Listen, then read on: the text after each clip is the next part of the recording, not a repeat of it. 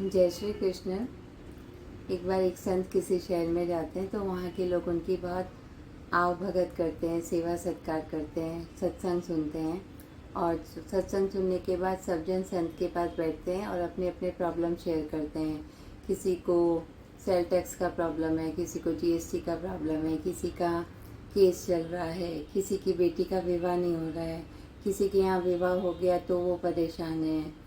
और कहीं कई चीज़ें इस टाइप की जो जीवन में उलझनें होती हैं, शारीरिक, आर्थिक, मानसिक कष्ट, वो सब उनसे शेयर करते थे और संत से कहते थे कि आप प्रार्थना कीजिए। और संत ऐसा करते थे तो उनके वो सब प्रॉब्लम सॉल्व हो जाते थे, तो उन्हें बड़ा अच्छा लगता था। लेकिन उसके बाद उनकी डिमांड रुकती नहीं, वो रोज नित नई कोई ना कोई विशेष लेकर आते हैं, कोई प्रॉब्लम की भाई आप जब बोलते हैं तो हमारा ये काम हो जाता है।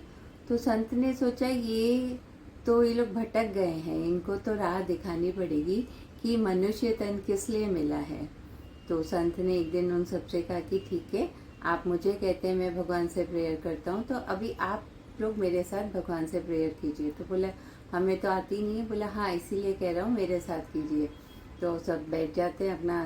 दूसरे दिन जब बुलाया जाता है उनको, सब आ जाते हैं अपना स्नान ध्यान करके, और कि भाई भगवान से प्रेयर करेंगे, प्रॉब्लम सॉल्व हो जाएंगी, विशेष पूरी हो जाएंगी।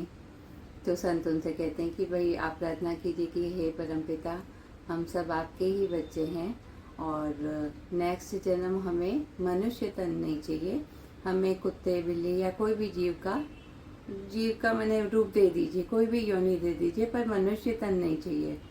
सब ऐसे हो जाते हैं, अरे हमने ऐसा तो नहीं कहा था, आप ऐसा क्यों कह रहे हैं। तो संत ने कहा कि भाई मनुष्य तन मिला है और तुम लोग को तो सिर्फ यही सारी चीज़ों में उलझे हुए हो। जब तुम इस योनि में जाओगे तो तुम्हें ये सब सेल टैक्स और वकालत और ये मानसिक कष्ट ये सब नहीं होगा या बहुत ही कम होगा। तो इससे तो अच्छा है ना कि तुम उसी योनि में जाओ। बोला नहीं, आपने तो हमें हमारी आंखें खोल दी, हमें मनुष्य तन मिला है जो बहुत कहते हैं ना बहुत भाग्य से मिलता है। तो अभी हमें राह दिखाइए। तो संतों ने बताते हैं कि परमात्मा को पाने के लिए भक्ति भाव कैसे करना चाहिए, ध्यान कैसा करना चाहिए।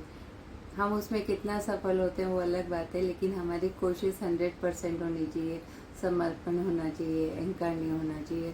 तो वहाँ के लोगों को ये बात समझ में आती है और उन्हें एक दिशा मिलती है कि मानव तन जो मिला है, मानव शरीर जो मिला, वो बहुत बहुमूल्य है और इसकी समय रहते कीमत पहचान लेना ही माने आशीर्वाद है बड़ों का, संत का। जय श्री कृष्ण।